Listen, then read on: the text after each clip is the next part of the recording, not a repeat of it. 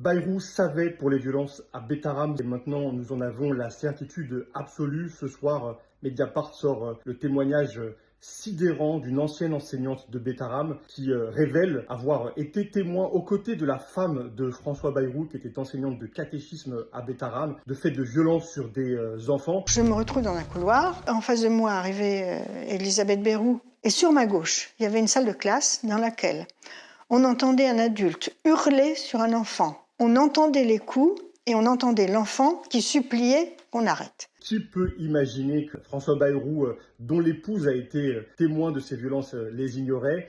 Et cette ancienne professeure indique également que dès 1995, François Bayrou est alors ministre de l'Éducation nationale. Il est en situation d'agir, en situation de faire cesser les violences, de protéger les enfants. Dès 1995, cette enseignante, elle va voir François Bayrou. Lors d'un événement où il était présent en tant que ministre de l'Éducation, je le vois encore. Il était là. Je suis allée sur lui. Je lui ai dit, voilà, il faut absolument faire quelque chose à Betaram parce que c'est très grave.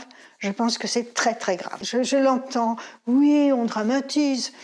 Et je lui ai dit, non, on dramatise pas. C'est vraiment grave. Puis je suis partie. De toute façon, je n'ai pas pensé à dire autre chose, mais je pense pas qu'il y avait besoin de dire quoi que ce soit de plus. Voilà ce qu'elle indique ce soir à Mediapart. Et elle l'alerte de ces violences. Elle fait son travail de lanceuse d'alerte au fond. Et François Bayrou va ignorer ce message. Pire que cela, quelques mois plus tard, il se rendra dans l'établissement pour le soutenir après qu'un père d'élève ait déposé une plainte alors que son fils a été victime d'un autre coup par un surveillant qui l'a rendu sourd. On est donc cette fois-ci, ce soir, définitivement dans un scandale d'État, dans un mensonge d'État, dans une affaire d'État. Et ce soir, c'est le président de la République, c'est la responsabilité du président de la République, d'Emmanuel Macron, qui est interrogé.